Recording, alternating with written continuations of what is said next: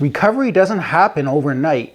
In this video, I'm going to talk a little bit about the timelines of addiction and recovery and what you might be in store for if you're looking into recovery for yourself or for a loved one. So I'm going to get into it really quickly. Now, just like with anything that you endeavor to do, whether it's a business plan, it's your education, it's a personal project, maybe writing a book, whatever your passion and pursuit in life is, your success doesn't happen overnight.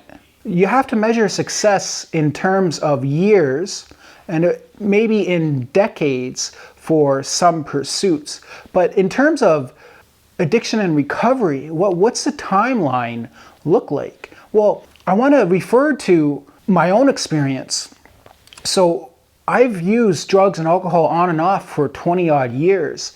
And for 7 of the last 20 years of my addiction, I was in severe substance abuse. I was in a pattern of substance use, of alcohol use. And for 6 of those last 7 years, I knew I had a problem and I tried getting sober on my own, but I was insufficient in solving my own problem because you can't solve the problem from the level of its creation. And I wasn't willing to submit my pride and lower my ego to ask for help, so I couldn't help myself, and I remained in this cycle and pattern of getting sober, relapsing, getting sober, relapsing, and it's just a terrible existence. But what does the timeline actually look like in getting sober? Well, so you have the withdrawal period, the detox period, and then you have the sobriety and the recovery period. So the recovery period probably starts around 3 weeks, I would say, after your last use of alcohol or drugs and substances, because by then your withdrawals are gone, you're detoxed, and you're in a completely sober state, ideally, and that's when recovery really begins. But recovery is lifelong, so I'm almost 1.5 years into my recovery of complete abstinence from drugs and alcohol, and I can say that I feel good now.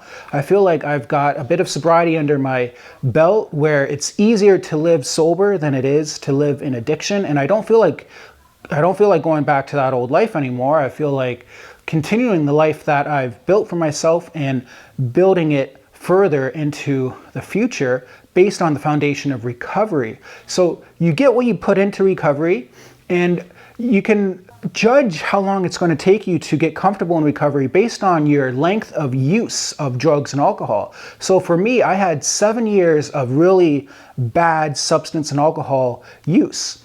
So I can look forward 7 years from my last point of use to when I'll maybe actually have a complete healing from my drugs and alcohol that I put into my body, right? So 7 years, 6 years, because I already have 1 year of sobriety, so 6 years from now, I can look towards having a healed mind, body, environment, and reality. So if you've been using for maybe 2 years, well, then you can probably assume that it's going to take you about 2 years for your brain, your body, your relationships, and your life to really get back on track. So if we look at the brain imaging scans of severe substance use in addicts, it takes 2 years for the brain to recover its normal function. So if we look at, say, amphetamine users, they have diminished brain function immediately after cessation of use. And that brain function can return to near normal brain function of a non-addict's brain after 2 years of complete abstinence. But you need complete abstinence. Without complete abstinence, you don't give yourself time to heal and to recover. So the timeline will be different. For some people, it might take a couple months. For some others, it might take a year. And for some of us, it might take 2 years. But if you want to look at how long it'll be until you actually feel normal, I would say a solid year.